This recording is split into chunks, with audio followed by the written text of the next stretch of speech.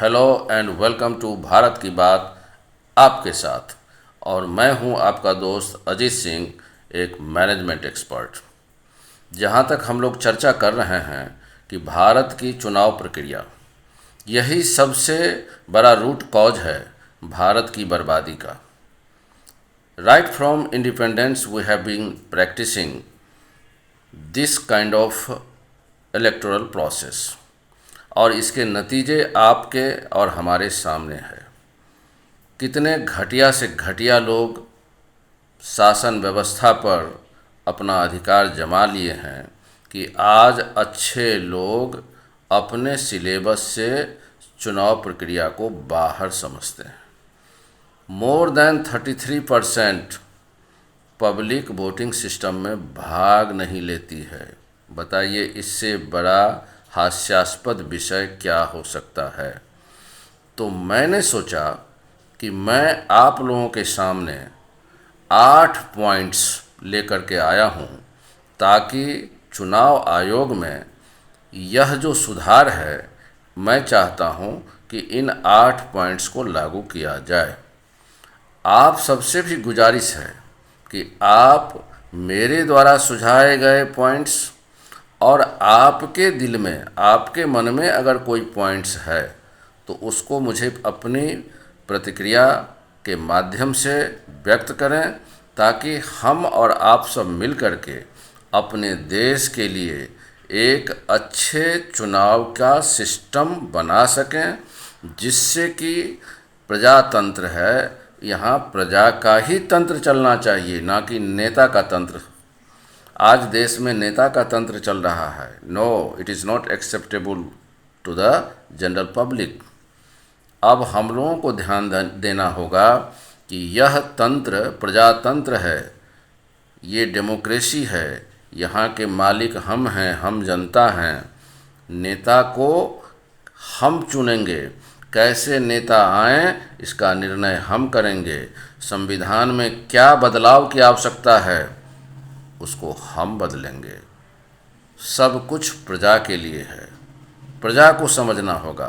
तो आज मैंने आप लोगों के लिए 8 पॉइंट्स, 8 सूत्री कार्यक्रम लेकर के आया हूं, ताकि भारत के निर्वाचन आयोग में ये 8 पॉइंट्स जोड़ा जाए और देश में एक स्वस्थ राजनीतिक संस्कृति का विकास हो, देश का विकास हो, देश को एक नई दिशा मिले। हम लोग अंधेर नगरी, चौपट राजा और टके सेर भाजी टके सेर खाजा की बात कब तक करते रहेंगे? कब तक ऐसा चलता रहेगा? सोचिए कि जिस देश के 33-34% वोटर्स वोटिंग में हिस्सा नहीं लेते हैं, इसका मतलब हुआ कि ना तो राज्य का कोई यहाँ जिम्मेदारी बनता है, ना पब्लिक का कोई जिम्मेदारी है, जबकि चुनाव की प्रक्रिया देश का सबसे इम्पोर्टेंट प्रक्रिया है कि नहीं है। मेरे इस प्रश्न से अगर आप सहमत हैं तो ज़रूर कमेंट्स करिएगा, और मेरे चैनल को ज़रूर सब्सक्राइब करिएगा। मैं आपके साथ नियमित संवाद करता रहता हूं, और आप अगर मेरे चैनल को सब्सक्राइब करेंगे, बेल आइकन दबाएंगे, तो आपके पास मेरा वीडियो नियमित पहुंचता रहेगा। तो चलिए आज हम लोग फटाफट समराइज करते हैं कि मेरा 8 पॉइंट्स क्या है। पहला नंबर कि वोटर्स और लीडर्स दोनों की न्यूनतम आयु सीमा का निर्धारण हो और अधिकतम आयु सीमा का निर्धारण हो। ऐसा नहीं कि कोई भी व्यक्ति 25 साल की उम्र में एमएलए एमपी बन जाए, 18 साल का लड़का जो है वोटर बन जाए। नो, ये खिलवाड़ नहीं चलेगा। अब जैसे एक जज की नियुक्ति 35 साल से पहले कम उम्र में नहीं होती है, वैसे ही हम लोगों को ध्यान देना होगा कि यह सबसे बड़ा यज्ञ है, सबसे बड़ी जिम्मेदारी है। We are forming a government, this is not a joke, this is the serious most matter for any individual of this country. तो इसके लिए पहला पॉइंट ये है कि 35 साल न्यूनतम आयु वोटर्स के लिए भी और लीडर्स के लिए भी, और 65 वर्ष अधिकतम आयु वोटर्स के लिए भी और लीडर्स के लिए भी। इस बीच में ही आप राजनीति में आ सकते हैं और वोट भी कर सकते हैं। इसके बाद आप विश्राम करें, भेड़िया धसान नहीं चलने दें। Now coming on to the second point, कि हमारे देश में जैसे बीपीएससी होती है या यूपीएससी होती है, राज्य स्तरीय एमएलए एमएलसी होते हैं और राष्ट्र स्तरीय एमपी लोकसभा और राज्यसभा होता है। तो एमएलए के लिए और एमएलसी के लिए अलग से एलिजिबिलिटी पात्रता परीक्षा होनी चाहिए, और एमपी और मतलब लोकसभा और राज्यसभा के लिए, सांसद के लिए भी पात्रता परीक्षा अलग से होनी चाहिए। और बिल्कुल इसमें कोई डिग्री का प्रावधान नहीं होगा, लेकिन परीक्षा में आपको कम से कम क्वालिफाई करने के लिए 90% तक स्कोर करना ही होगा। उसके बाद ही you will be eligible to file an election, you will be eligible to file in election. तो ये बात मेरी हो गई। अब coming on to the next point, कि नेक्स्ट पॉइंट ये है कि वोटर्स अंधेर नगरी चौपट राजा टकेसेर भाजी टकेसेर खाजा की तरह जो बात हो रही है कि सारे लोगों का एक मत है, one individual one voter one vote. No, मेरा मानना है कि देश में अभी भी 36% इलिटरेसी है। बहुत सारे लोग सक्षम नहीं हैं कि ठीक ढंग से सोच सकें कि हमें किसको वोट देना चाहिए। बहुत लोगों को तो इलेक्शन के बारे में पता नहीं है कि यह इलेक्शन होता क्यों है। इन लोगों को गाय बैल की तरह जो नेताओं के चमचे होते हैं चरा करके ले जाते हैं बूथ तक, और इनको जिसका नाम कहते हैं, जिस चुनाव चिन्ह की बात कहते हैं, उन्हीं पर जाकर के ये बेचारे अपना बटन दबा देते हैं। इसको रोकना होगा। हम चाहते हैं कि सारे जो वोटर्स हैं उनको वोटिंग का पावर मिले, लेकिन अलग अलग वोटर्स की अलग अलग वोटिंग वैल्यू का निर्धारण हो।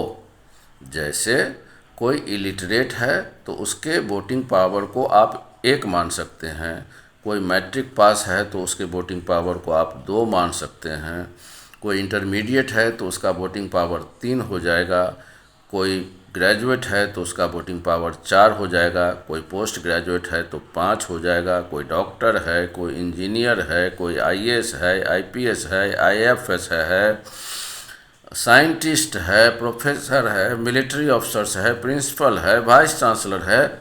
सबका वोटिंग पावर अलग अलग होना चाहिए। ऐसा नहीं कि सारे व्यक्तियों का वोटिंग पावर एक होना चाहिए। यह तो बिल्कुल निराधार है, मेरे समझ के बाहर है। और ऐसे ही समय में ऐसे ही तरह के सरकार के बारे में या राज्य के बारे में लोग उपहास करते हैं कि जहां अंधेर नगरी होता है, चौपट राजा होता है, वहीं तो टकेसेर भाजी और टकेसेर खाजा होता है। तो यह सिस्टम अब नहीं चलेगी और इससे बहुत सारे बुराइयों का अंत हो जाएगा। संक्षेप में मैं बता रहा हूँ। उसके बाद का पॉइंट मैं ये बोल रहा हूँ कि जो वोटर्स हैं या इलेक्शन कमीशन है, यह सारा सिस्टम सुप्रीम कोर्ट के अंदर काम करना चाहिए, क्योंकि चुनाव आयोग महज नेताओं का एक खिलौना बनकर के रह गया है। नेता अपने हिसाब से चुनाव आयोग को नचाता है और चुनाव आयोग नाचता रहता है। मेरा अगला पॉइंट ये है कि आपके जितने वोटर्स हैं उनको 100% वोटिंग करनी ही करनी पड़ेगी। अगर कोई वोटिंग नहीं करता है तो उसके ऊपर राष्ट्रद्रोह का मुकदमा चलाया जाए, क्योंकि राष्ट्र के प्रति चुनाव प्रक्रिया सबसे बड़ी जिम्मेदारी है हर सिटीजन के लिए। Now coming on to the next point, मेरा मानना है कि चुनाव पर जो खर्चा होता है वह बहुत ज़्यादा होता है, इसलिए बूथ कल्चर को ख़त्म कर देना चाहिए और व्हाट्सएप ऐप के ज़रिए इलेक्शन होना चाहिए। उसके बाद मैं ये कहना चाहता हूँ कि देश में ये हज़ारों हज़ार का जो फ्रेंचाइजी या प्राइवेट लिमिटेड पार्टियां लोगों ने खोल रखी हैं, इन सब को बंद कर देनी चाहिए and there should be only 3 national parties, no regional parties, nothing, only 3। और ये जो एलिजिबिलिटी टेस्ट होगा एमएलए के लिए या एमपी के लिए, उनको ऑप्शन मिलेगा कि आप इस 3 में से किस में जाना चाहते हैं। ये अपने ऑप्शन के हिसाब से उसमें जा सकते हैं, इसमें कोई दो राय नहीं होगी।